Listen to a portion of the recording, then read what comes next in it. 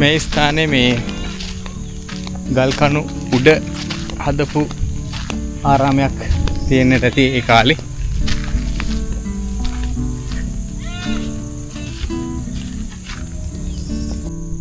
සඳකඩ පහන දෙක ශ්‍රී ලංකාවේ ඇති කලාත්මක සඳකඩ පහන ලෙස සෙනරත් පරණවිතාන මහතා දක්වන්නේ මෙයයි. මෙහි දැක්වෙන පලාපෙති වලින් ලෝකයේ ගිනිගත් ස්වරූපයේද සිව්පාවුන්ගෙන් ජාති ජරා ව්‍යාධි මරණයද ලියවැලින් තණ්හාවද හංසයන්ගෙන් සාදු ජනයාද කුඩා ලියවැලින් තණ්හාව හීන වීමද පද්මයෙන් විමුක්තියද නිරූපණය වන බව සෙනරත් පරණවිතාන මහතා විසින් පළ කර ඇති මතය වේ.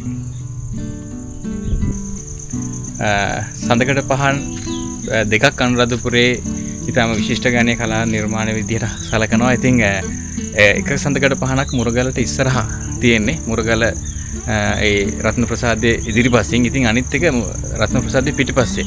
ඉතින් රත්න ප්‍රසාදයේ පිටිපස්සේ තියෙන මේ සඳකඩ පහන ගොඩක් ප්‍රතිමුතුන්ගෙන් ප්‍රතිමුතුන් මේ පැත්තට චාරිකාවල යෙදෙන්නේ නැහැ. ඉතින් ඒ නිසා මේ ටිකක් අර ජනයාගෙන් මතකයෙන් තුරන් වෙලා යන සඳකඩ පහනක් විදිහට සලකන්න පුළුවන්. ඒ නිසා මම හිතුවා මේ ගැන චුටි වැඩසටහනක් අපි කරත් හොඳයි කියලා.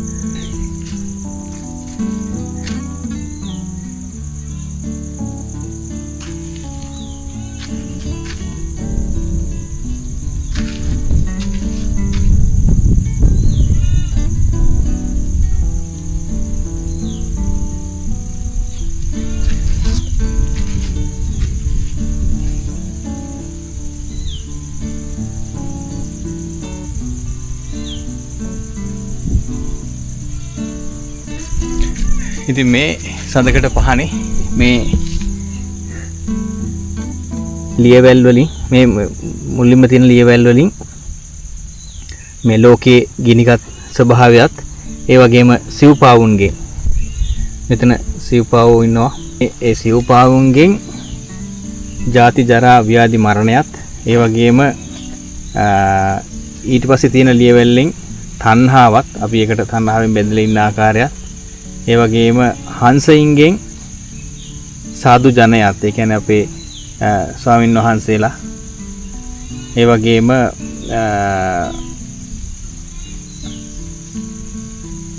කුඩා ලියවැල් වලින් තණ්හාව හීන වීමත් පද්මයෙන්